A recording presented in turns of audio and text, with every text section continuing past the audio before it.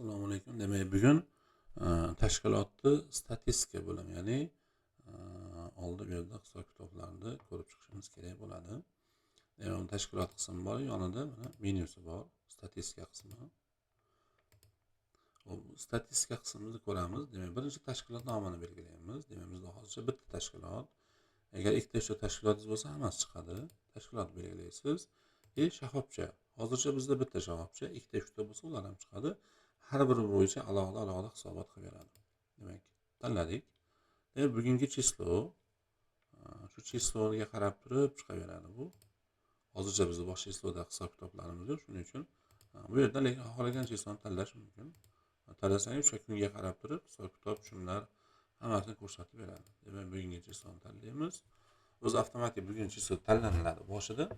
Xohlagan chisloni tanlash mumkin. Demak, umumiy qarz. Hozir hech kimda qarz qolmabdi. Haqiqatan biz qarz qilganimiz yo'q hech kimda. Agar qarz bo'lsa, umumiy ko'rinib turadi birinchi o'rinda. Necha so'm qarz bo'lsa. Endi tasdiqlanmagan hamda tasdiqlangan pullar. Demak, ishchidan olgansiz, lekin hali ishchini cho'ntagida turib siz qo'lingizga bergan yo'q. Bular tasdiqlanmagan bo'ladi. Tasdiqlanganlar siz cho'ntagingizga olganingiz, demak 246 ming so'm biz bugungi kunda tasdiqlab jami pulni olibmiz. Endi mana shu 246 ming so'mdan bir so'm ham qarz yo'q. Endi keyingisi bugungi bir kunlik buyumni chiqaman. Demak, 26 ta birlik lesa ketibdi. 40 ta 175 lesa ketibdi bugungi kunda. Bu nechta lesa bo'lsa, nechta buyum bo'lsa ham chiqaveradi. Soni ko'rinib turadi shunday bo'lib. Endi kirama. Demak, 9 ta birlik lesa, 1 metr lesamiz qaytib ketdi, 17 ta 175 lik qaytib ketdi. Mana bu shu bir kunlik qism. Endi yilda shu yilda avtomatik tanlaydi. Oxirgi 5 yilgacha bo'lgan ma'lumotni ko'rish mumkin. Oylarimiz 12 oyda hammasi bor. Xohlagan oyda tanlab, eski oylarda ham ko'rish mumkin ma'lumotni. Bu avtomatik hozirgi yil, hozirgi oyni tanlaydi.